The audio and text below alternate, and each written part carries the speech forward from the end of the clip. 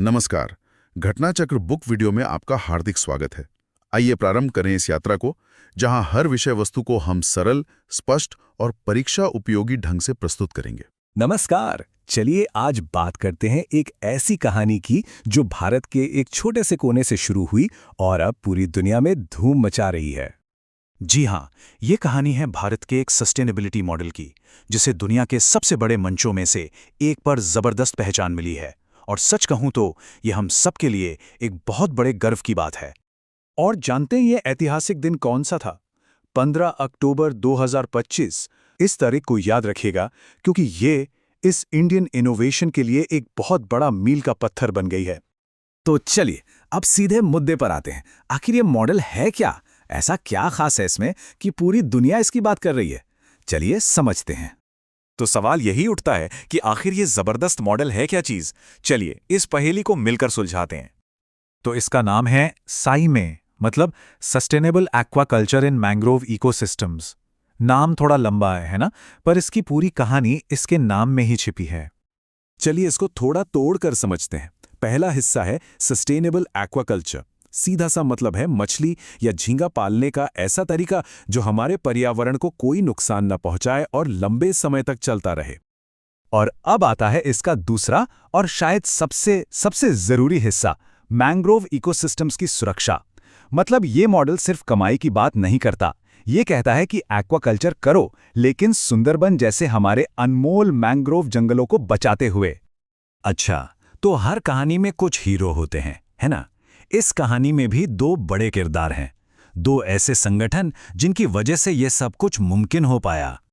एक तरफ है इसे बनाने वाला, मतलब developer, nature, environment and wild life society, जिसे हम निस कहते हैं।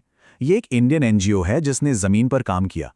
और दूसरी तरफ है वो जिसने इसकी अहमियत को पहचाना, FAO, यानी यूनाइटेड नेशंस का फूड एंड एग्रीकल्चर ऑर्गेनाइजेशन।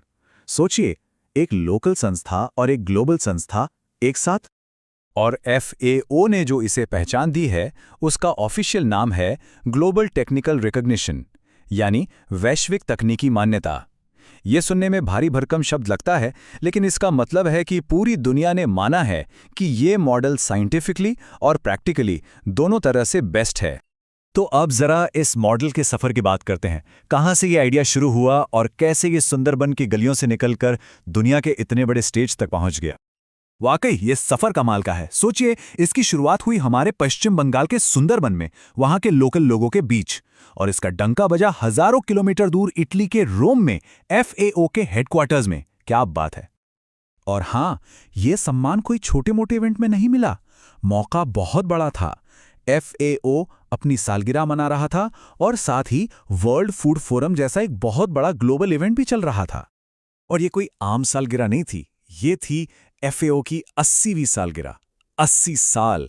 इतने बड़े और ऐतिहासिक मौके पर भारत के एक मॉडल को सम्मान मिलना, ये इस जीत को और भी ज्यादा स्पेशल बना देता है। तो ठीक है, हमने ये तो जान लिया कि क्या हुआ, कहाँ हुआ, किसने किया। लेकिन अब सबसे बड़ा सवाल कि इससे फर्क क्या पड़ता है, ये इतना जरूरी क्यों है? देखिए, ये सिर्फ एक अवार्ड या एक ट्रॉफी नहीं है, ये उससे कहीं बढ़कर हैं। इसके मायने बहुत गहरे हैं और इसका असर हमें आने वाले समय में जरूर दिखेगा।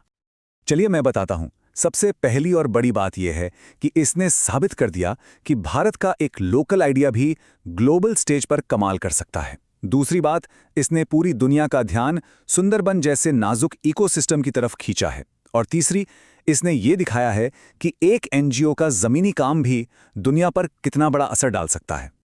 तो ये पूरी कहानी जानने के बाद एक सवाल मन में जरूर आता है कि हमारे ही देश में, हमारे आसपास ऐसे कितने ही लोकल हीरो, कितने ही जबरदस्त आइडियाज होंगे जो बस एक मौके का इंतजार कर रहे हैं, एक पहचान का इंतजार कर रहे हैं, ताकि वो भी पूरी दुनिया के लिए एक मिसाल बन सके। सोचने वाली बात है ना?